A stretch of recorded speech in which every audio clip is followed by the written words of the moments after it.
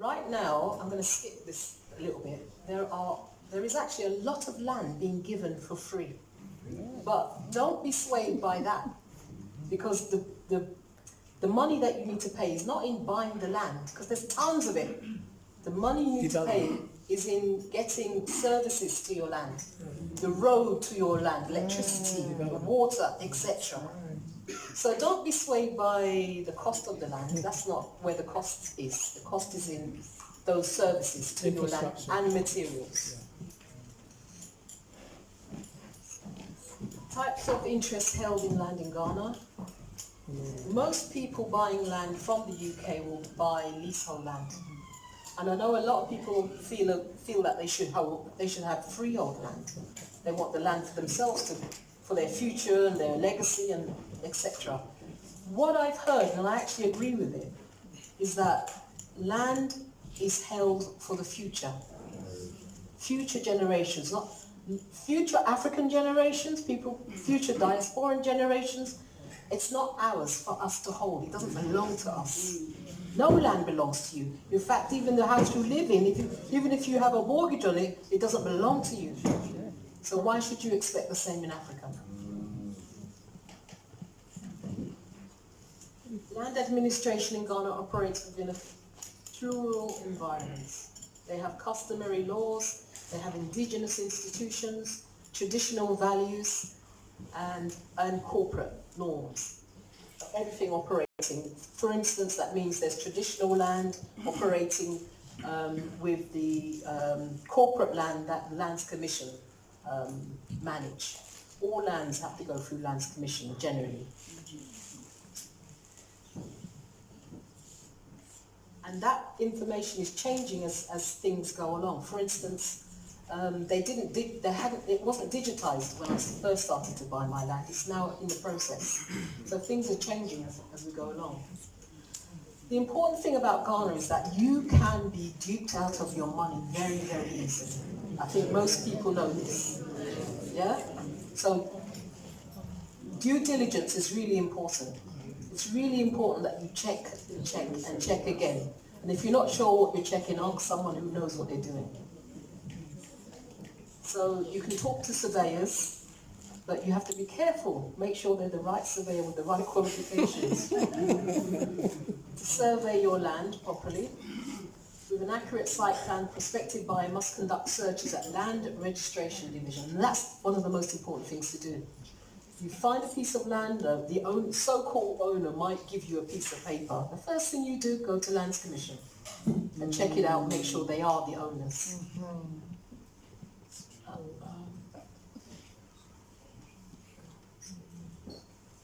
Further due diligence, the buyer must also find some information on the land from the neighbourhood where the land is located.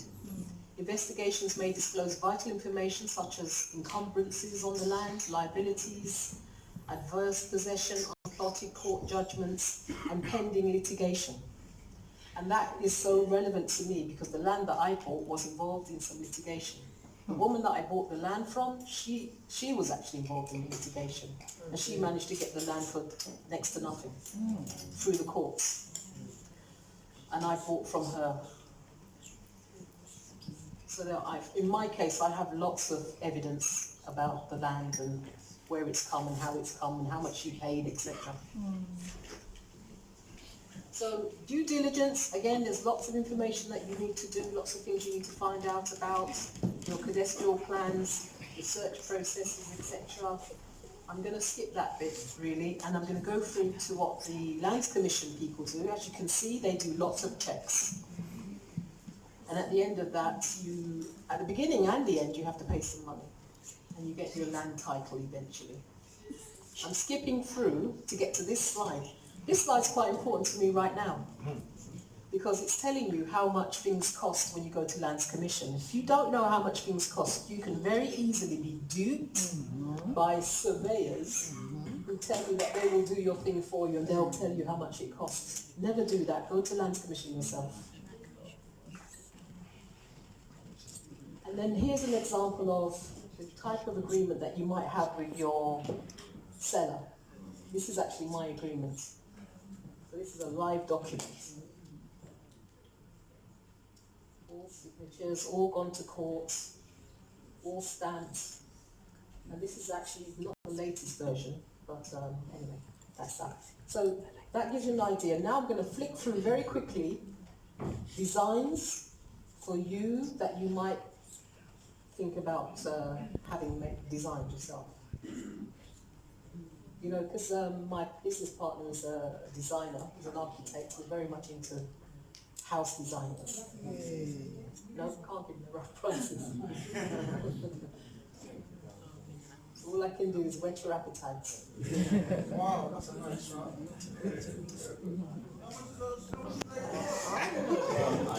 I can't really go into prices.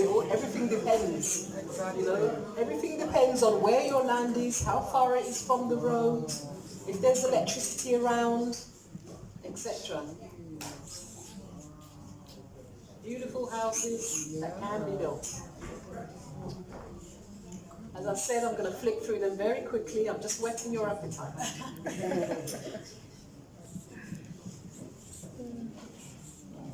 I think we are coming by the sea. Right. So there's more information about you know, due diligence. You know, checking with your neighbours.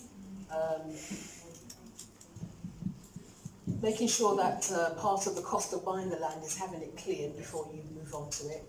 Any major trees or roots pulled out.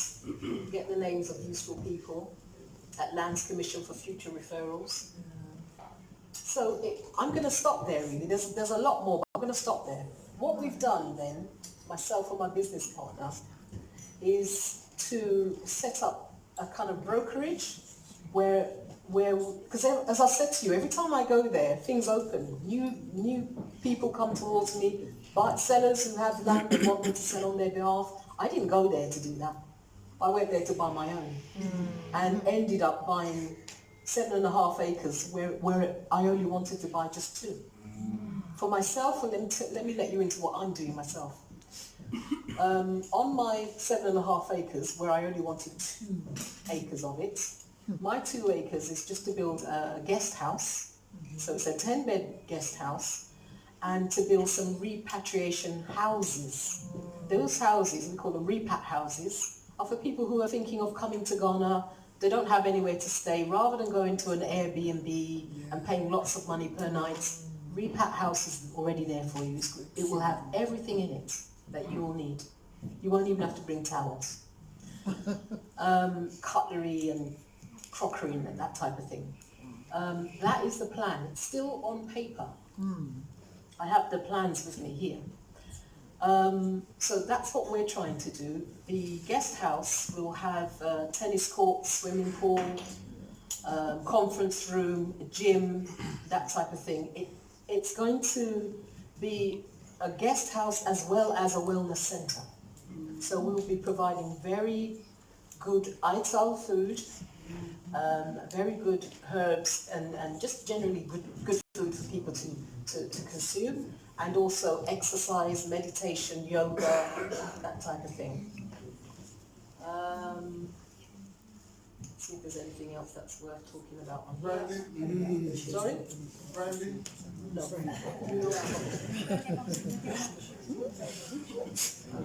So yeah, there's more. There you go. And actually, can I just talk a little bit about that? That is the blueprint. Yes, that my guest house is going to be built on. It's actually a house I stayed in Zimbabwe. And I love the design so much, I'm going to base my design on that house. Okay? So that talks about a little bit about UK Afro-Caribbean Diaspora Association. That's the end of the presentation. With yourselves, we're hoping to use a sort of a collective mechanism so that we buy together, we build the road together, yes. we bring the electricity and the solar panels together, and we all put our money together. Yes. So it's a collective buying process. And as a result of going there so many times, I'm now organising tours for people who want to go. I've been linked up with various guest houses. who can house us. And also, just lovely, one more thing. There is the opportunity to actually acquire land without paying for it. There are various schemes in Ghana right now. I'm not sure if you're aware of that, but there's the Marcus Garvey Town Village. That is a scheme whereby you do actually pay for access to it, but you're not actually paying for the land, it doesn't belong to you.